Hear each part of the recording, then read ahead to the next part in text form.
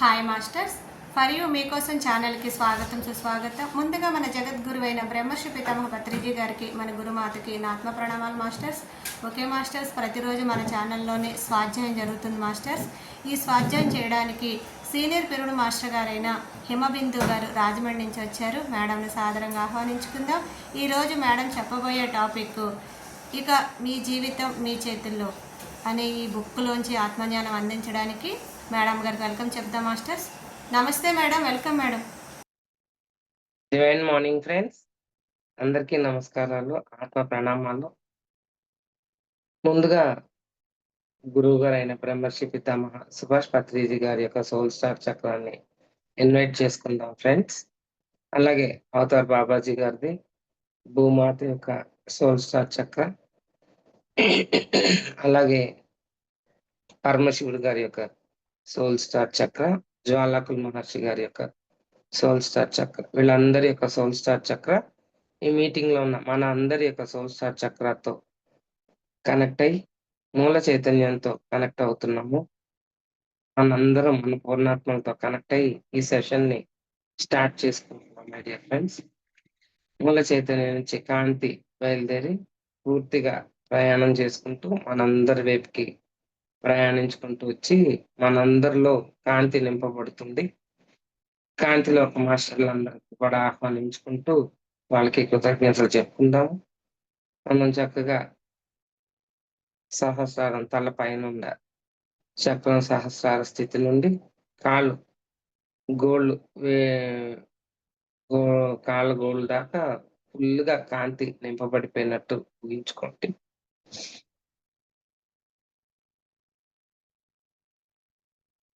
Masters కి thanks చెప్పుకుందాం, కృతజ్ఞతలు. Thank you. ఎస్ ఫ్రెండ్స్, అందరికి ఆహ్వానించుకుంటున్నాం. Good morning, divine morning.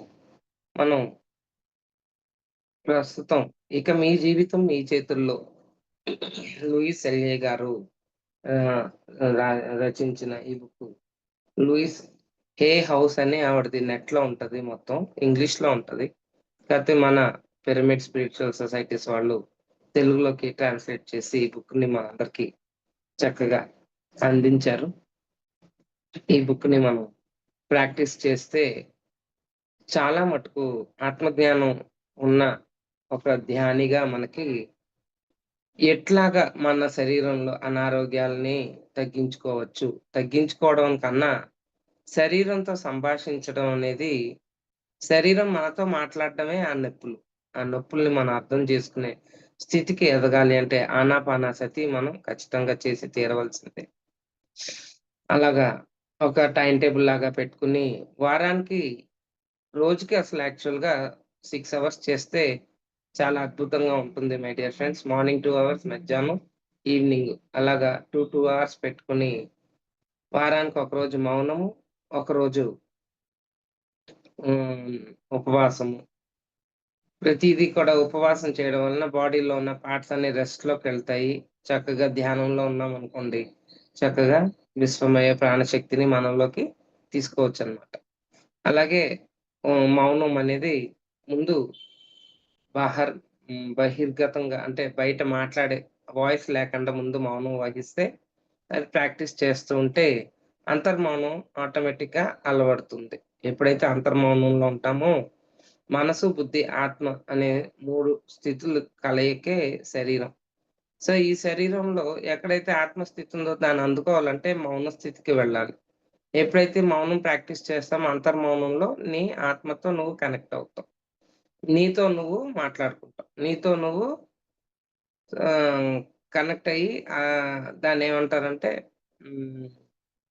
అదే నువ్వు, అదే నీ యొక్క లక్ష్యాన్ని వైపుకి నిన్ను నడిపిస్తూ ఉంటుంది.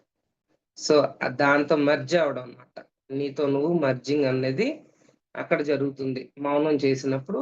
అద్భుతంగా నీ లోపలతో ఇన్నర్తో కనెక్ట్ అవడం అనేది జరుగుతుంది మై డియర్ ఫ్రెండ్స్. సో దానికి మనం ఇవాళ చెప్పుకుంటున్నాం ఈ క్లాసెస్.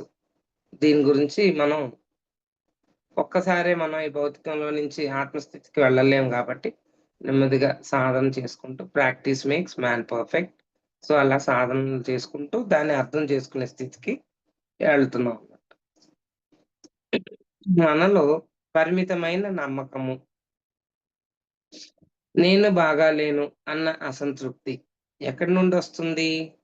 నేను బాగోలేను. చాలా మందికి బయటకి చెప్పరు మై డియర్ ఫ్రెండ్స్. చక్కగా మీరిది ప్రాక్టీస్ చేసుకోవాలి. మీరు అసలు నాకు ఫస్ట్‌లో నేను విన్నప్పుడైతే, నాకు నేనెందుకు నచ్చను? నేను బాగా నచ్చుతాను కదా!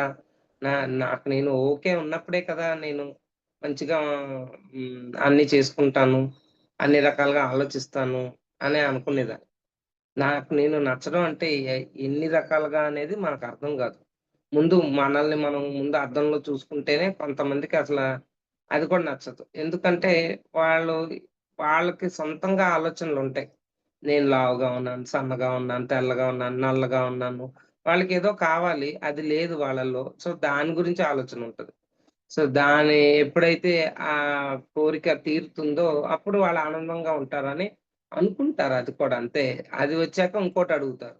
కోరికలు ఆగవనమాట. సరికాని కోరికలు ఎన్నో ఉంటాయి. అవేది సరైనయి అనేది మనకి మన ఆత్మ వివరంగా చెప్తుంది. సో, దానికి సాధన ఎప్పుడైతే చేస్తే ఆనాపానసతి అనేది మనం ఏ స్థితిలో ఉన్నామో, ఏ నేర్చుకోని పరిస్థితిలో అంటే ఇప్పుడు స్కూలుకెళ్ళామనుకోండి, ఏ క్లాస్‌లో మనం కరెక్ట్‌గా యాప్ట్‌గా కనెక్ట్ అవుతాం. నువ్వు ఏ క్లాస్‌కి సరిపడా ఉంటావు. ఎల్‌కేజీయో, యూకేజీయో కొంచెం పెద్ద పిల్లలైతే ఫిఫ్త్ స్టాండర్డా, సిక్స్తా లేకపోతే 10థ్‌కి ఒక్కసారి వెళ్ళలేం కదా! అలాగా ఏ క్లాస్‌లోకి మనం కనెక్ట్ అవుతాం. ఏది యాప్ట్‌గా మనకన్నీ తెలుసని అనుకుంటాం ముందు రాకముందు ధ్యానంలోకి రాకముందు. తెలుసు నాకు అన్నీ. కానీ వచ్చాక తెలుస్తది మనకేమీ తెలియదు అని. అర్థం చేసుకుంటే చిన్నది మనం అనుకుంటాం. ఆవగింజంత తెలిసి కొండంత తెలుసనుకుంటాం. మనకి ఆవగింజంతే తెలుసు అనుకుంటాం. కొండంత తెలుసన్న ఫీలింగ్‌లో ఉంటాం మళ్ళ. సో, తెలియంది కొండంతుంటుంది. తెలిసింది ఆవగింజంత ఉంటది మనకి అనుకున్నది. అంటే నాకిది తెలుసు అని అనుకుంటాం. చేయగా చేయగా ఓహ్! నేను తెలుసుకున్నది అందులో ఒక చాలా 0.1% ఇంకా నేను చాలా తెలుసుకోవాలి. ఎంత తెలుసుకున్నా ఇంకా ఉంటూనే ఉంటుంది మై డియర్ ఫ్రెండ్స్. ఆత్మ అనేది అన్‌ఎండింగ్ ప్రాసెస్ అది. ఇన్ఫినిట్ అన్నమాట. సో, ఆ ఇన్ఫినిట్‌ని మనం పూర్తిగా కనీసం కాస్తన్నా మనం విషయం తెలుసుకుంటే సారీ. వచ్చిన పనేంటో అర్థమవుతుంది. ఎర్త్ మీదకి ఎందుకొచ్చాం? ఎందుకు జన్మ తీసుకున్నాం? ఏం నేర్చుకోవడానికొచ్చాం? నేర్చుకోవడానికొచ్చాం చాలా మందికి తెలుసు. ఏం నేర్చుకోవడానికొచ్చాం? ఏముంది అన్నీ నేర్చుకుంటాం. అన్నీ అంటే ఏంటి? సో, ఎన్నో ఉంటాయి దాంట్లో ఆ లిస్ట్‌లో. సో, ఆ నమ్మకాలు ఎలాంటియంటే, "నువ్వు మూర్ఖుడివి, దేనికి పనికిరావు" అని పదే పదే తన తల్లిదండ్రులు అంటూ ఉంటే, పిల్లల్లో ఈ భావన తలెత్తుతుంది. చూసారా? ఎవరు చాలా బుద్ధుడు కథలు చదివితే చెప్తాడు. బుద్ధుడు అంటాడు, అవతల వ్యక్తి ఏది అంటే అది నువ్వయిపోవు. అది స్వీకరించే స్థితిని బట్టి ఉంటుంది. వాళ్ళు "నువ్వు ఎదవ" అనేసారనుకో, నిజమే ఎదవ అయిపోతావా ఆళ్ళు అన్నంత మాత్రాన్ని? ఫస్ట్‌లో నాకు తెలీదు మై డియర్ ఫ్రెండ్స్. హ్మ్. ఎవరేదన్నా నిజమేనేమో నన్నే అనేసారని చాలా బాధపడిపోతూ ఉండేదాన్ని. ఆహ్, చాలా మదన పడ్డాక ఓ 2, 3 డేస్ అప్పుడు సర్లే ఏదో ఆడేదో అన్నాడులే అని పెద్దగా పట్టించుకోక్కర్ల. అదే పట్టించుకోక్కర్లేదు. వెంటనే ఉంటే అదంటే అయిపోతానా నేను? అది చాలా రిలీఫ్ ఇచ్చింది నాకు లైఫ్‌లో ఆ మాట. ఎందుకంటే అందరూ మనల్ని అనేవాళ్ళే ఉంటారు ఎక్కువగా. "నువ్వెందుకు పనికిరావు." స్కూల్‌లో టీచర్లు తిట్టేస్తారు. ఇంట్లో తల్లిదండ్రులు తిట్టేస్తారు. ఫ్రెండ్స్ కూడా హేళన చేసేస్తారు. ఎప్పుడు దొరుకుతామా అని చూస్తారు. కామెంట్‌లేసేసి మనల్ని డౌన్ ఫాల్ చేసేయడానికి. ఎంకరేజ్‌మెంట్ అనేది ఉండదు. ఎందుకంటే వా వ వాళ్ళ పెరిగిన వాతావరణాలు అలాంటోళ్ళతోనే మనం ఉన్నామనుకో మనల్ని కూడా డౌన్ ఫాల్. ఎంకరేజ్‌మెంట్ చేసేవాళ్ళు చాలా తక్కువుంటారు. ఎందుకంటే అది కూడా ఒక ఇగో లాంటిదనమాట. సో, ఎన్నో సిట్యుయేషన్స్ ఉంటాయి లైఫ్‌లో. కానీ మెడిటేషన్ ఎప్పుడైతే ఆనాపానసతి చేస్తామో, మన పరిధేంటో మనకు తెలుస్తది. మనం ఎక్కడున్నాము? ఎటువంటి స్థితిలో ఉన్నాము? ఎంతవరకు మనం ఓపెన్ అవ్వచ్చు? ఐ మీన్ వాళ్ళతో ఓపెన్‌గా అన్నీ షేర్ చేసుకోవచ్చు. అవతల వ్యక్తి ఎటువంటి ఆలోచన విధానంలో ఉన్నాడో అన్నీ తెలుస్తాయి. చాలా క్లారిటీగా తెలుసు. ఏది చెప్పాలి, ఏది చెప్పకూడదు, అవసరమా? అంటే అన్నీ చెప్పొచ్చు. కానీ అవసరం లేదు. కొంతమంది వినరు. ఏదో గొప్పలకి పోయి కొన్ని వింటారు. ఆళ్ళైతే ఆళ్ళ సోది మనం వినాలి. అలాగే ప్రవర్తిస్తారు గానీ, మనది వినేవాళ్ళు ఎవరు ఉండరు. చూడండి మీరెక్కడన్నా. మనది ఎవరన్నా వింటారా? ఎవరు వినరు. అలాగుంటది. అదే ధ్యానం చేసావనుకో, నీకు తెలుస్తది ఏం మాట్లాడాలో. విశ్వంలోకి ఏ వర్డ్ బయటికి రావాలో నీ నోటి నుండి. అట్లాగా తయారవుతాం మై డియర్ ఫ్రెండ్స్. అలాగా తను విజయం సాధించాలని, అది చూసి తన తండ్రి గర్వపడాలని ఒక అబ్బాయి చెప్తుండేవాడు. కానీ అతడు వరుసగా పరాజయాలు పాలవడంలో అతడు ఆహ్, అపరాధ భావంతో కృంగిపోయేవాడు. మరి క్రోధంతోనూ ఊగిపోయేవాడు. అతడికి విజయం సాధించడం ఒక చిక్కుముడిగా మారిపోయింది. వాళ్ళ నాన్న అతడికి ఒక ఫైనాన్సింగ్ బిజినెస్ అప్పజెప్పాడు. కానీ వరుసగా అతడు ఓడిపోతున్నాడు. అతడి ఓటమి అలాగే కొనసాగి వాళ్ళ నాన్న ఆ నష్టాల్ని పూడ్చుకునేందుకు చాలా డబ్బు ఖర్చు పెట్టాల్సి వచ్చింది. వాళ్ళ నాన్న కూడా చాలా నష్టపోయాడు. చూసారా ఎంత అంటే నేను బాగాలేను అన్న ఒక అసంతృప్తి మనలో ఎంత లాస్‌ని కలిగిస్తదా అనేది ఈ ఎగ్జాంపుల్ చెప్పడం అవుతుంది. ఎక్కడి నుంచి వచ్చిందో తెలిసింది కదా! నువ్వు మూర్ఖుడివి ఎవరన్నా మనల్ని తిట్టారనుకో వెంటనే రిసీవ్ చేసేసుకుంటాం. అది రిసీవ్ చేసుకోవద్దు. అది కరెక్టా? కాదా? అది వాళ్ళకనిపించొచ్చు వాళ్ళ స్థితిలో. ఓకే. నేనెందుకు పనికిరాను. వాళ్ళకనిపిస్తది. మనకేం అనిపించదు. మనం బానే ఉన్నాం. అలాగని మనం పాడైపోతాం. ఏం పాడైపోం. మనం ముందు failure are the stepping stones for success. Fail అయిపోయామని అస్సలు ఆలోచించొద్దు మై డియర్ ఫ్రెండ్స్. కొన్ని హ్మ్. బుక్సు మనల్ని ఎంకరేజ్ చేసే బుక్స్ లాంటివి కొన్ని చదివారనుకోండి మంచి మంచి ఆథర్స్‌వి. వాళ్ళేమంటారంటే ముందు ఫెయిల్ అవ్వడమే కరెక్ట్ అంటాడు. ఎందుకంటే అప్పుడు నీకు సరైన దారి దొరుకుద్దట. ఎలాగ వెళ్ళాలి అని ఆలోచిస్తావట. ఫెయిల్ అయితే. Failure are the stepping stones for success. నువ్వు ఓడిపోయినప్పుడు గెలవడానికి ధైర్యం, దానికి కావాల్సిన సాహసము, దానికి కావాల్సిన ప్లాన్సు అన్నీ పాయింట్స్ అన్నీ దొరుకుతాయి. బాగా ఆచరిస్తావు, పాటిస్తావు. ఎప్పుడు సక్సెసే ఉంటే మనిషి సక్సెస్ కాదు. కనుక్కోండి. ఎప్పుడు ఎవరికైనా సక్సెస్ వచ్చిందంటే వాడి వెనకాల చాలా ఉంటాయి కారణాలు. పరిమితమైన నమ్మకం. తనపై తనకు ప్రేమ లేకపోవడం. ఎక్కడి నుండి వస్తుంది? ఏంటి? తనపై తనకు ప్రేమ లేదు. ఎలా తెలుస్తదది? నాకు నా మీద ప్రేముందా? తెలీదు నాకు ఫస్ట్‌లో. ప్రేముంది అని అనుకునేదాన్ని. కానీ వీళ్ళు చెప్పినట్టు ఎక్కడి నుండొస్తుంది ఆ ఆలోచన? ఏటి? తనపై తనకు ప్రేమ లేకపోవడం ఎక్కడి నుంచొస్తుంది అంటే, నాన్నను మెప్పించడానికి ప్రయత్నిస్తుండడము. మన మనల్ని ఎవరన్నా తప్పు పట్టారనుకోండి, వాళ్ళని నేను తప్పు కాదు అని వాళ్ళకి మనం సరి చేయించి చెప్పడం అన్నమాట. అక్కడ, అక్కడ తెలుస్తది. ఏమని తెలుస్తది? తన మీద తనకి ప్రేమ లేకపోవడం. ఎప్పుడైనా గుర్తుపెట్టుకోండి. ఎవరన్నా ఏమన్నా అన్నారనుకోండి మనల్ని, అది కరెక్టా? కాదా? చాలా క్వెషన్స్ ఏసుకోవాలి. ఆడన్నంత మాత్రాన మనం అయిపోతామా? అయిపోము. మనం ఆలోచించాలి బుర్ర పెట్టి.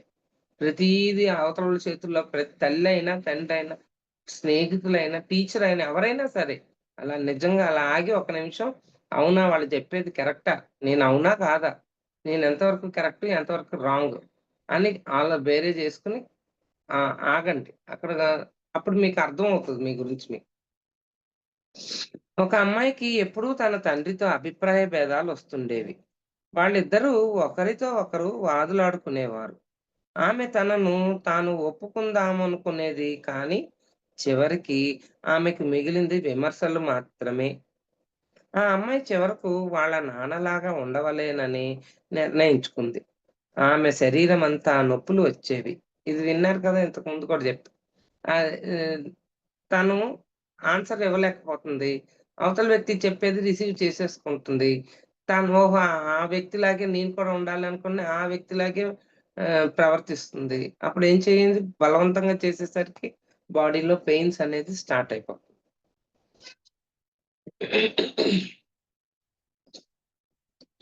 తన కోసమే తన కోపమే ఇలాంటి నొప్పుల్ని తన శరీరంలో సృష్టిస్తుందన్న విషయాన్ని ఆమె గ్రహించలేకపోయింది.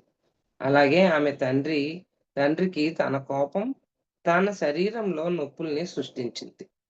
చూసారా? కోపం తన శరీరంలోనే నొప్పుల్ని సృష్టించింది.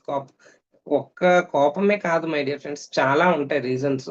కానీ మన విషయాలు వివరంగా అర్థం చేసుకుంటే, ఈ సిట్యుయేషన్‌లో ఏం చేశాను? నేనేం ఆలోచించాను? ఎందుకు నాకు ఈ ప్రాబ్లమ్స్ నా బాడీలో అరైజ్ అయినాయి? ఎందుకు ఈ నొప్పులొస్తున్నాయి? అని మనం అర్థం చేసుకోవడానికి వీలవుతది. పరిమితమైన నమ్మకము. జీవితం చాలా భయానకమైనది. ఎక్కడి నుండొస్తుంది ఆ ఆలోచన? భయకంపితుడైన తండ్రి, తల్లి. జీవితం చాలా టఫ్. భయకంపితులనమాట. ఆ టఫ్‌నెస్ అనే థాట్ ఎక్కడి నుంచొస్తుంది అంటే, భయకంపితుడైన ఫాదర్ ఆర్ మదర్. వాళ్ళు పదే పదే జీవితం, నా జీవితం ఇలా తగలడ్డది. నా జీవితం అలాగా ఎన్ని జీవితాల గురించి వాళ్ళకిష్టం లేని మాటలన్నీ మాట్లాడేసరికి పిల్లల మీద అది చూపెడుతుంది. పిల్లలు వింటూ ఉంటారు మనం ఏం మాట్లాడితే. హ్యాపీగా ఉంది, ఆనందంగా ఉంది. మ్యారేజ్ లైఫ్ బావుంది. లేపోతే ఈ మిస్‌అండర్‌స్టాండింగ్స్ ఇంట్లో నుంచే స్టార్ట్ అవుతాయి మై డియర్ ఫ్రెండ్స్. ముందు పేరెంట్స్ నుంచి పిల్లలు నేర్చుకుంటారు. ఆ తర్వాత వాళ్ళకి అది ఎఫెక్ట్ అవుతది వాళ్ళ లైఫ్‌లో. సో, అది ఎలాగా లీడ్ చేయాలి అనేది ముందు మనకి ఒక సబ్జెక్ట్ కింద అర్థం చేసుకుంటే లైఫ్ ఈజీగా, సాఫీగా వెళ్ళిపోతుందనమాట.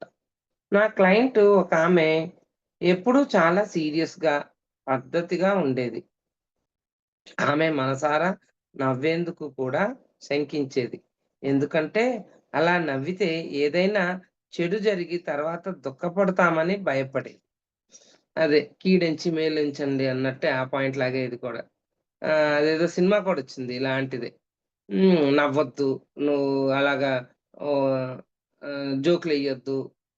నవ్వుతే 4 రకాల చేటు ఏయో రకరకాల నమ్మకాలనమాట ఇవన్నీ. అలాంటియన్నీ చూసి కూడా మనం ఇది కరెక్టేమో అనుకుంటాం. అలా ఏమీ ఉండదు. హ్యాపీగా ఉండడానికి దానికి సంబంధం లేదు. తన తండ్రి పెంపకంలో "ఏయ్! నవ్వొద్దు. అలా నవ్వితే తర్వాత అంతకంతా ఏడవాల్సి వస్తుంది" అని ఆమె హెచ్చరింపబడింది. అందుకే ఆమె అలా తయారయ్యింది. చూసారా? పరిమితమైన నమ్మకము. నేను బాగాలేను. ఎక్కడి నుంచొస్తుందిది ఈ ఆలోచన?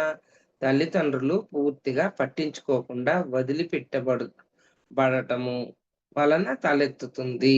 నేను బాగాలేననే ఆలోచన ఎప్పుడు తలెత్తుతుంది? తల్లిదండ్రులు పూర్తిగా పట్టించుకోకుండా వదిలేస్తే, ఆ యొక్క బిడ్డలో పిల్లల్లో కానీ, వ్యక్తిలో గాని ఆలోచన నేను బాగాలేను అని ఎప్పుడొస్తుంది? పూర్తిగా తల్లిదండ్రుల యొక్క పట్టించుకోకుండా వదిలిపెట్టేసేసినప్పుడు. ఒకతనికి మాట్లాడటమే కష్టమయ్యేది. నిశ్శబ్దమే అతడి జీవన విధానమైనది. డ్రగ్‌కు, ఆల్కహాల్‌కు అలవాటు పడి నేను చాలా చెడిపోయానన్న నిర్ధారణకొచ్చాడు. నాకు తెలిసిందేమంటే వాళ్ళ అమ్మ చిన్నప్పుడే చనిపోయింది. అతడు తన పినతల్లి పెంపకంలో పెరిగాడు. ఆమె అతడితో ఎప్పుడో ఏదైనా పని చెప్పడానికి తప్ప మాట్లాడేది కాదట. కావున అతడు నిశ్శబ్దంగా పెంచబడ్డాడు. అతడు ఒంటరిగానే తింటాడు. కావాలంటే అతడు ఒంటరిగానే ఎన్ని రోజులైనా గడిపేయగలడు. అతడికి ఒక ప్రియురాలు ఉండేది. ఆమె కూడా నిశ్శబ్దంగా ఉండే మనిషే. ఎంతో కాలం నిశ్శబ్దంగానే కలిసి గడిపారు. ఈ మధ్యే అతడి ప్రియురాలు చనిపోయింది. అతడు మళ్ళీ ఒంటరివాడయ్యాడు. మన మనసులోకి ఎక్కించబడ్డ నెగెటివ్ సందేశాలు. ఇప్పుడిక మనమేం చెయ్యాలంటే, ఒక పెద్ద పేపర్ షీట్ తీసుకొని, మీ తల్లిదండ్రులు మీలో ఏ ఏ లోపాలున్నాయని చెప్పారో వ్రాయండి. నిజమే ఫ్రెండ్స్. ఈ ప్రాక్టీస్‌లు ఇవన్నీ చేశామనుకోండి, త్వరగా బయటపడతాం ఇటువంటి ఆలోచనల నుంచి. ఒక షీట్ తీసుకొని, దాంట్లో మీ పేరెంట్స్ మిమ్మల్ని ఏ ఏ విధంగా నువ్వు ఇలాంటోడివి, నువ్వు సరిగ్గా నడవలేవు, నువ్వు సరిగ్గా పాడలేవు, నువ్వు సరిగ్గా డ్రెస్సింగ్ సెన్స్ లేదు నీకు, నీకు మాట్లాడటం రాదు, నీకు అలా రాదు, ఇలా రాదు. ముందు పేరెంట్స్ మన మీద ఏసి రుద్దుతా ఉంటారు. ముందు అది మానేయాలి. అవన్నీ ఏంటో ఒక లిస్ట్ రాసుకోండి. మీరు విన్నటువంటి అన్ని నెగెటివ్ నమ్మకాలను వ్రాయండి. గుర్తుకు తెచ్చుకుని మరీ వ్రాయండి. దీనికి కావాల్సినంత ఎక్కువ సమయాన్నే కేటాయించండి. కనీసం అరగంటైనా. చూసారా? అంటే ఆలోచించుకుని మీ మనసు పొరల్లో లోపల ఏవేవి దాగునున్నాయో చిన్నప్పటి నుంచి అన్నీ రాసేయండి. వాళ్ళేమి మిమ్మల్ని తిట్టారో కొన్ని ఫీలింగ్స్ ఉండిపోతాయి.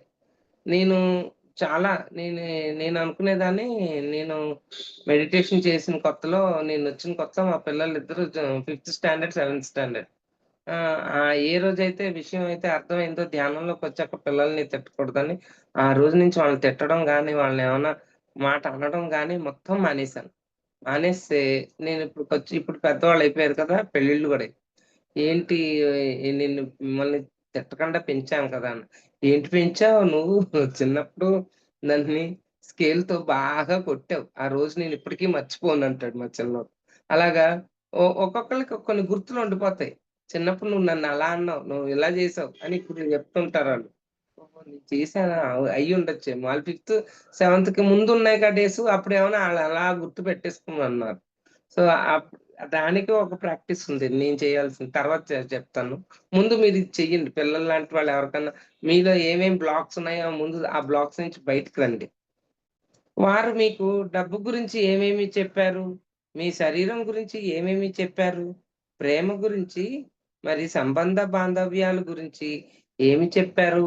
సో, చాలా టాపిక్స్ ఉంటాయి. అన్నిట్లో వాళ్ళు ఏమేమి చెప్పారో అవన్నీ రాయండి. నెగెటివ్‌గా. మీలోని సృజనాత్మక నెగెటివ్‌గా అంటే నెగెటివ్‌గా వాళ్ళు మీ మీద ఫోర్స్ చేస్తారు. చూడు నువ్వు ఎంత లావుగా ఉన్నావు, ఎంత అసహ్యంగా ఉన్నావు, డైటింగ్ చెయ్యి, వాకింగ్ చెయ్యి, ఎక్సర్‌సైజ్ చెయ్యి, జిమ్‌కెళ్ళు. ఇన్ని జెప్తారు. అవన్నీ నిజమేనేమో, నేనస్సల బాగోలేనేమో, నేను అన్నీ చేసి ఒళ్ళు తగ్గాలేమో అని మనం దానికి తగ్గట్టు ప్రోగ్రామింగ్ చేసేసుకుంటూ ఉంటాం మన మైండ్‌లో. దానికోసం ఇది. నెగెటివ్ అంటే మనకి సరికాని ఆలోచన విధానాలు అవతలోళ్ళు మనలో చొప్పించడం. అది మనం రిసీవ్ చేసేసుకొని అది కరెక్ట్ అనేసుకొని జీవితాన్ని జీవించడం. కష్టాలతో. హ్మ్. మీలోని సృజనాత్మక గురించి ఏమి చెప్పారు? వారు మీకు చెప్పిన పరిమితమైన నమ్మకాలు లేక నెగెటివ్ ఆలోచన విధానాలు ఏవి? ఈ విధంగా పరిశీలిస్తూ పోతే మీలోని నమ్మకాలు ఎక్కడి నుండి వచ్చాయో అర్థమవుతుంది. చూసారా అప్పుడు అర్థమవుతుంది. నన్ను చిన్నప్పుడు బాగా మా ఇంట్లో అందరింట్లో మామూలే ఇలాగ అంటూనే ఉంటారు. ఇది ఎలా బతుకుద్దో, దీనికి ఏమీ తెలీదు. ఒక్క జ్ఞానం అస్సల ఆహ్, లోక జ్ఞానమే లేదు అని అనేవారు నన్ను నిజమేనేమో అసల. అయన్నీ ఇప్పుడు గుర్తుకొస్తే అప్పుడు అనిపిచ్చేది. ఓహో! ఇలా అనేవారు కదా నన్ని అని తర్వాత నాకు గుర్తుకొచ్చింది. అంటే అది నాకు పెద్ద ఎఫెక్ట్ అవ్వలేదు ఆలోచనలో. కానీ అన్నీ గుర్తు తెచ్చుకొని ఆలోచిస్తూ ఉంటే ఇది ఎలాగ బతుకుద్దోనోరా! దీనికి ఏమీ తెలియట్లేదు అని అంటూ ఉండేవారు నన్ను.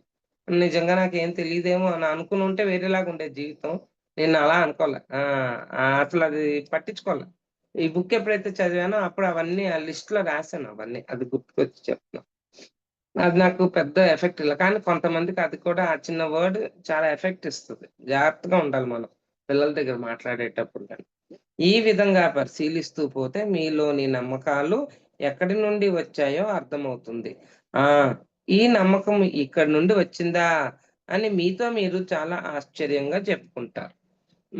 కరివేపాకు ఇవ్వకూడదు. మంగళవారాలు కరివేపాకు ఇవ్వకూడదు. శుక్రవారాలు డబ్బులు ఇవ్వకూడదు. ఇలాంటి నమ్మకాలన్నీ ఎక్కడి నుంచి వచ్చినియి మై డియర్ ఫ్రెండ్. అసలు శుక్రవారం ఏంటి? మంగళవారం ఏంటి?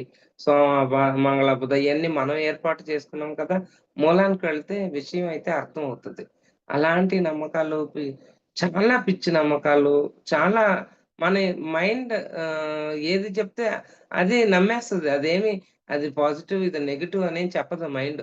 నువ్వేదైతే నమ్మి దాన్ని లోపల పెడతావో చక్కగా బీరువాలో డబ్బులు పెట్టి దాచుకున్నట్టు, ఆ నమ్మకాన్ని సబ్‌కాన్షియస్ మైండ్‌లో లాక్ చేస్తావు. లాక్ చేయంగానే అది జరగగానే వెంటనే నీకు అది జరిగిపోద్ది. ఐ మీన్ బ్యాడ్ జరిగిపోద్ది. ఎందుకంటే బ్యాడ్ థాట్స్ రిలీజ్ చేసి ఉంచాం. పలానా ఫ్రైడే డబ్బులిస్తే లక్ష్మీదేవి ఇంట్లో ఉండదు. అవునా? ఎంతమందో అది ఏమి కాదు. కరెక్ట్ అనొచ్చు కానీ ఎప్పుడు కరెక్ట్ అది? అది లాక్ చేసి పెట్టేసాం మనం సబ్‌కాన్షియస్ మైండ్‌లో. ఫ్రైడే డబ్బులు బయటికెళ్తే లక్ష్మీదేవి వెళ్ళిపోద్ది. ఇంక ఇంట్లో డబ్బులుండవు. ఎవరు చెప్పారు? ఎవరో చెప్పారు. ఓకే. ఎవ్రీథింగ్. నువ్వు ట్రై చేసి చూడు. నీ ముందు నమ్మకాల్ని మార్చు. అదే నమ్మకం లోపల పెట్టి లాక్ చేసేసి ఫ్రైడే అదంతా తప్పండి అంటే లోపల నువ్వెప్పుడు నిగూఢంగా లోపల ఇన్నర్‌లోది మార్చాలి. బయట పైపైన మారిస్తే ఏమి మారదు. అర్థమైందా ఫ్రెండ్స్? ఇప్పుడు ఇంకొక పేపర్ తీసుకోండి. ఈ విషయంలో ఇంకాస్త లోతుగా వెళదాము. మీరు చిన్నతనంలో విన్న నెగెటివ్ నమ్మకాలన్నిటిని రాయండి. ఎటువంటి కొన్ని ఎగ్జాంపుల్స్ చెప్తాను చూడండి. మీ బంధువుల నుండి విన్నవి. ఏమేం విన్నారు? వాళ్ళయ్యే చెప్తారు. వాళ్ళ దగ్గర నుంచి అయ్యో వినుంటాం కొన్ని. మీ టీచర్ల నుండి విన్నవి. టీచర్లు కూడా కొన్ని చెప్తారు. అయి నమ్మకాలుగా పెట్టేసుకుంటాం. ఎందుకంటే అంత చిన్న వయసులో ఇంకెవరు చెప్తారు? ఆళ్ళు చెప్పినయే మనం లాక్ చేసుకుంటాం సబ్‌కాన్షియస్‌లో. మీ స్నేహితుల నుండి విన్నవి, అధికారుల నుండి విన్నవి, మీ మత పెద్దల నుండి విన్నవి. అన్నిటిని వ్రాయండి. కావాల్సినంత ఎక్కువ సమయాన్ని తీసుకోండి. అలా వ్రాసేటప్పుడు మీలో మెదులుతున్న భావాలను గమనించండి. మీరిప్పుడు వ్రాసిన 2 పేపర్లలోని విషయాలను మీ చైతన్యంలోంచి తొలగించాలి. మీరిప్పుడు వ్రాసిన 2 పేపర్‌లోని విషయాలను మీ చైతన్యంలో నుంచి తొలగించాలి. అంటే మీ కాన్షియస్‌నెస్ ఇందాక ఇంకో పేపర్ ఒక పేపర్‌లో రాయమన్నాం కదా! ఇప్పుడు ఇది 2 పేపర్. 2 పేపర్‌లో ఏమేమి నెగెటివ్స్ మీకు చిన్నప్పుడు మీ ఇంట్లో తల్లిదండ్రులు చెప్పిన సంఘటనలు నెగెటివ్‌గా ఏవేవైతే మిమ్మల్ని మీలో ఆహ్, వెతికి మిమ్మల్ని తిడుతూ ఉన్న మాటలు ఒక లిస్ట్ రాసాం కదా! ఆ పేపర్‌లోయి ఇప్పుడు ఈ నమ్మకాలు చుట్టుపక్కలోళ్ళందరూ ఏమేమి నమ్మకాలు మనలో ఏర్పరిచారో, అంటే వాళ్ళ ద్వారా మీరేదైతే తెలుసుకొని అది నమ్మకంగా ఏర్పాటు చేసుకొని పెట్టుకున్నారో, అవన్నీ కూడా టైం తీసుకొని ఆలోచించి ఒక లిస్ట్ రాసి, ఆ పేపర్ లిస్ట్, ఈ పేపర్ లిస్ట్ 2 లిస్టుల్ని కూడా మొత్తం మీ కాన్షియస్ నుంచి తీసేయండి. ఆ నమ్మకాలు లేవిప్పుడు మీలో లేవు అని మీరు దాన్ని చెరిపేయాలి. డిలీట్ చేసేయాలి. అలా వ్రాసేటప్పుడు మీలో మెదులుతున్న భావాలను గమనించండి. మీ లోపల ఎటువంటి భావాలు ఏర్పడుతున్నాయో గమనించండి. అయి డిలీట్ చేసేటప్పుడు. మీరిప్పుడు వ్రాసిన 2 పేపర్‌లోని విషయాలను మీ చైతన్యంలోంచి తొలగించాలి. ఈ నమ్మకాలే నీవు పరిపూర్ణుడవు కావు. నీలో ఏదో లోపముంది అనే భావాల్ని సృష్టించి, నేను బాగా లేను అన్న కొరతను మీలో కలుగజేస్తున్నాయి. ఒక 3 ఏళ్ల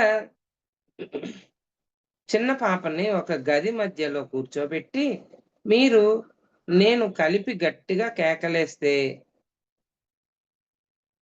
"నువ్వు ఎంత మూర్ఖురాలివి! నువ్వు ఏది సక్రమంగా చెయ్యవు. నువ్వు ఇలా చెయ్యాలి. ఇలా చెయ్యకూడదు. చూడు నువ్వెంత గందరగోళం చేశావో" అని తిడుతూ 2, 3 దెబ్బలేస్తే, ఆ పిల్ల ఒక మూల కూర్చొని భయంతో కంపించిపోతుంది. లేదా అక్కడ నన్ను వాటన్నిటిని ముక్కలు ముక్కలుగా చేస్తుంది. ఇలా చేస్తే ఆ పిల్లలోని నిజమైన శక్తి సామర్థ్యాలను ఎప్పటికీ తెలుసుకోలేము. ఈ అదే పిల్లని మనం ఎంతగా ప్రేమిస్తున్నామో, ఎంతగా సంరక్షిస్తున్నామో చెప్పి, ఆ పాప ఎంత ముద్దుగా ఉంటుందో, ఎంత తెలివైందో, ఎంత చలాకీగా ఉంటుందో చెప్పి, ఆ పిల్ల చేసే పద్ధతుల్ని మనం ఎంతగా ప్రేమిస్తామో చెప్పి, నువ్వు ఎన్ని తప్పులు చేసినా పర్వాలేదు. మనం తప్పుల నుండే నేర్చుకుంటామని చెప్పి ఏది ఏమైనా మేము నీకు తోడుంటామని చెబితే, ఆ పిల్ల యొక్క నిజమైన శక్తి సామర్థ్యాలు బహిర్గతమై మనల్ని అబ్బురపరుస్తాయి. చూసారా ఫ్రెండ్స్? మనం ఎంకరేజ్‌మెంట్ అనేది ఖచ్చితంగా చేసి తీరాలి. తిట్టకూడదు. అదంతా ఓల్డ్ ఎనర్జీ. ఓల్డ్ ఎనర్జీ అంటే పాత కాలపు వాళ్ళు అనుకునేవాళ్ళు అలా చేస్తే పిల్లల్లో మార్పొస్తదని. అది వాళ్ళలో మైండ్‌లో బాగా బాధాకరమైన సంఘటనల్ని రేకెత్తిచ్చి, వాళ్ళ నెగెటివ్ థాట్స్‌గా క్రియేట్ చేసేసి వాళ్ళని సమాజానికి ఉపయోగం లేని కరంగా పిల్లలు ఎదుగుతారనమాట. సో, మనం ఎప్పుడైనా పిల్లల్ని పెంచాలి పెద్దల మాట మనం వినాలన్నా, పిల్లలకి, పెద్దలకి ఇద్దరికీ చెప్పబడుతున్నాయి ఈ విషయాలు. అది మనం చాలా జాగ్రత్తగా దాన్ని ఎంతో శ్రద్ధతో కూడుకున్న విషయాలివన్నీ. మనల్ని మలిచే విషయాలు. జాగ్రత్తగా ఒక ఆహ్, దాన్నేమంటారు? మెచ్యూరిటీ లెవెల్స్ వచ్చాకే ఆ పిల్లల్ని కనడం, పెంచడం, హ్మ్, నేర్పించడం జరగాలి. మరి ప్రస్తుతం సొసైటీ బానే ఆ విషయంలో ఓకే. పెద్ద వయసయ్యాకే పెళ్లిళ్లు జేస్తున్నారు. ఒకప్పుడు మరి చైల్డ్ మ్యారేజెస్ లాగా చేసేసారు.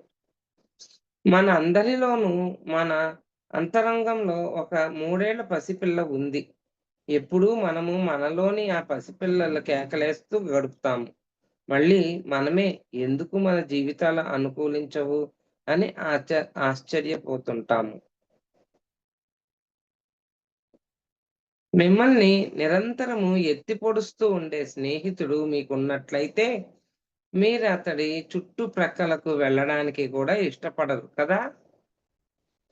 బహుశా మీ లోపలి పసిపిల్ల పట్ల మీరలా ప్రవర్తిస్తున్నారేమో! అందుకే ఆ పసిపిల్ల చాలా విచారంగా ఉంది. ఏదేమైనా ఈ విషయాలు జరిగి చాలా కాలమైంది. ఇప్పుడు మిమ్మల్ని మీరు అలా చూసుకుంటే పరిస్థితి ఇంకా బాధాకరంగా తయారవుతుంది. ఇప్పుడు మీ ముందు మీ బాల్యంలో నేర్పించబడ్డ నెగెటివ్ ఆలోచన విధానాలు లిస్ట్ ఉంది. మీలో ఏదో లోపం ఉందని చెప్పేందుకు ఈ లిస్ట్ ఎంతవరకు కారణమవుతుందో చూడండి. ఆ లిస్ట్‌లో ఉన్నట్టు దాని యొక్క పర్యవసానం అంటే ఆ లిస్ట్‌లో "నువ్వు మూర్ఖుడివిరా" అంటే నిజంగా నేను మూర్ఖుడినేమో, నువ్వు పెద్ద ఎదవవి. ఓకే. నేను పెద్ద ఎదవనేమో, ఎందుకు పనికిరానేమో, నిజమేనేమో అనేసుకొని దానికి తగ్గట్టు ప్రవర్తించే పిల్లలు కూడా ఉంటారు. దానికి తగ్గట్టు ఆ రిజల్ట్ ఉంటది. సో, గమనించుకోండి మిమ్మల్ని మీరు. ఈ అవి ఇవి ఒకటేనా? మీలో ఏదో లోపం ఉందని చెప్పేందుకు ఈ లిస్ట్ ఎంతవరకు కారణమవుతుందో చూడండి. అవి ఇవి ఒకటేనా? బహుశా అవును. మన చిన్ననాటి నమ్మకాలతోనే తక్కిన మన జీవితాల్ని రచించుకుంటాము. మనమంతా చిన్న పిల్లలుగా ఉన్నప్పుడు వారు సత్యాలని చెప్పే విషయాలని చాలా వినయ విధేయతలతో అంగీకరించాము.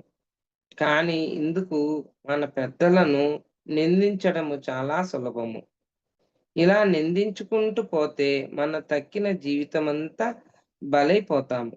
ఇలా చేయడం అన్నది మనల్ని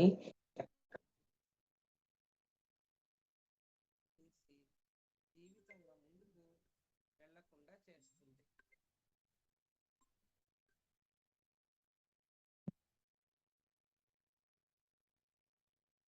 మీ కుటుంబాన్ని నిందించకండి. సో, ఇలా జరిగిన వాళ్ళందరికీ కూడా ఏమనిపిస్తుంది మై డియర్ ఫ్రెండ్స్, వస్తదేమో అని అంటే ఎవరినన్నా తప్పు పడతాం. వాళ్ళ వలన ఇలా జరిగింది, వీళ్ళ వలన ఇలా జరిగిందని. సో, అలా జరిగింది అని అనుకోకుండా మీరు దానికి పరిష్కారం ఏంటి? ఇప్పుడు మనం ఇక్కడ కూర్చొని ఎంత చిన్న వయసులో జరిగిన ఆటిలకి, ఇప్పుడు కూర్చొని ఆళ్ళందరిని తిడుతూ ఉంటే, జరిగిపోయింది, జరిగిపోయింది జరగాల్సింది. ఇప్పుడు దీన్ని మార్చుకోవడానికి ప్రయత్నం చేయటమే తప్ప, వాళ్ళని తిట్టుకుంటూ, నిందించుకుంటూ ఉంటే, జీవితం అంతా కాస్త వేస్ట్ అయిపోయి ఎక్కడ పనికి నిజంగానే దానికి మనం కనెక్ట్ అయిపోయామని అర్థం జేసుకోవాలి. సో, అలా కాకుండా మీ కుటుంబాన్ని నిందించకండి. నిందించడం అనేది మనల్ని నిశ్చయంగా సమస్యలలోనే కొట్టుమిట్టాడేటట్లు చేస్తుంది. ఇతరుల్ని నిందించకుంటూ పోతే మన శక్తిని మనం కోల్పోతాం. అవగాహన చేసుకుంటే సమస్యల్లోంచి బయటపడి భవిష్యత్తును మన ఆధీనంలోకి తెచ్చుకోవడానికి ప్రయత్నిస్తాము. ఏది ఏమైనా గతాన్ని మనం మార్చలేము. మన తల్లిదండ్రులు అప్పటికి వారికున్న అవగాహన, జ్ఞానము, ఎరుకలో అనుగుణంగా ప్రవర్తించారని మనం అర్థం చేసుకోవాలి. ఎప్పుడైతే మనం ఇతరుల్ని నిందిస్తూ పోతామో, అప్పుడు మన జీవితం పట్ల మన బాధ్యతను మనము గుర్తించము. మన బాధ్యతని మనం గుర్తించట్లేదు. సో, గుర్తించాలి అంటే ముందు నిందించడం ఆపండి అవతల వ్యక్తిని. వాడి వల్లనే ఇలాగా, ఈళ్ళ వల్లనే నేను ఇలాగైపోయాను, ఆళ్ళ వలన. చాలా ఉన్నాయి. అవన్నీ మానేస్తే సగం బరువు తగ్గుద్ది ముందు మన ఆలోచనలో. ఎవరైతే మన బాల్యంలో మనల్ని తీవ్ర భయభ్రాంతులకు గురి చేశారో, వారు ఎలాంటి పరిస్థితులను వారి బాల్యంలో అనుభవించి ఉంటారో ఓసారి ఊహించి చూడండి. వాళ్ళు కూడా మనలాగే వారి బాల్యంలో నిస్సహాయతని అనుభవించారు. వాళ్ళు మనకు నేర్పినవన్నీ వాళ్ళకు వారి బాల్యంలో నేర్పబడ్డవే. మీ తల్లిదండ్రులు బాల్యం గురించి మీకెంత తెలుసు? మరి ముఖ్యంగా 10 సంవత్సరాల లోపు వారి బాల్యం గురించి ఒకవేళ వీలైతే వారినడిగి తెలుసుకోండి. మీరొకవేళ మీ తల్లిదండ్రుల బాల్యం గురించి తెలుసుకోగలిగితే, వాళ్ళు మీ చిన్నతనంలో మీకు చేసినవన్నీ వారు మీకెందుకు చేశారో అర్థమవుతుంది. అర్థం చేసుకోవడం వలన మనకు వారిపై జాలి పుట్టుకొస్తుంది. ఒకవేళ వారి బాల్యం గురించి కొనలేకపోతే, అది ఎలా ఉండి ఉంటుందో ఊహించండి. ఎటువంటి బాల్యాన్ని వారు అనుభవించి ఉంటే, అటువంటి పెద్దలుగా వారు తయారయ్యారో మీకర్థమవుతుంది. మీరు స్వతంత్రులైపోయేందుకే ఈ విషయాలన్నీ అవసరం. మీరు ఇండిపెండెంట్‌గా ఉండడం కోసం మీ అంటాం గదా! స్వేచ్ఛ, స్వేచ్ఛ. ఆ స్వేచ్ఛ రావడం కోసం ఇయన్నీ చేయమనేది వర్కౌట్. వాళ్ళని వాళ్ళుగా మీరు వదలకపోతే మీరు ఎప్పటికీ స్వతంత్రులు కాజాలరు. వాళ్ళని క్షమించకపోతే మిమ్మల్ని మీరు క్షమించుకోలేరు. వారి నుండి మీరు పరిపూర్ణతని కోరితే మీ నుంచి మీరు కూడా పరిపూర్ణతని కోరుతారు. ఆపై మీ తక్కిన జీవితమంతా బాధాకరం అవుతుంది. Okay friends. ఇవాల్టికి ఇక్కడ మనం స్టాప్ చేసుకొని, తర్వాత ఇక నుంచి స్టార్ట్ చేసుకుందాం నెక్స్ట్ సెషన్‌లో. నాకు ఈ అవకాశం ఇచ్చిన మీ అందరికిను, ఫర్ యూ అనే ఛానల్ వాళ్ళందరికీ కూడా నా యొక్క కృతజ్ఞతలండి. చాలా చాలా thank you. Thank you. Thank you. Masters అందరికీ కూడా థాంక్స్ అండి. Thank you madam. Thank you madam. Thank you so much madam. For you మీకోసం మన ఛానల్కి వచ్చి ఎంతో గొప్ప ఆత్మజ్ఞానం అందించారు మేడం. Thank you madam.